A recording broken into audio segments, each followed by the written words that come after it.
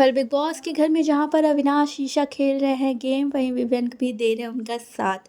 Well big boss के घर में अविनाश ईशा एक दूसरे को काफ़ी अच्छे से समझने लगे हैं और इसके साथ ही इस बात की चर्चा विवेक करते दिखे अविनाश और ईशा से।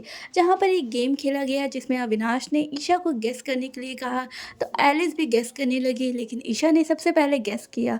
जिस बात को देखकर विवेक का कहना है कि ईशा और अविनाश की कंपेटिबिलिटी बहुत ही ज़्यादा अच्छी है और ये दोनों एक दूसरे को काफ़ी अच्छे से समझते हैं। पर ये बात तो घर में काफ़ी ज़्यादा विजिबल है, लेकिन ईशा इन दोनों कशिश से काफ़ी ज़्यादा जेलस भी रहने लगी हैं, क्योंकि कशिश उन्हें बिल्कुल ही पसंद नहीं करती, उन्हें मीन कहती हैं, जिस बात की चर्चा कशिश भी करती दिखी।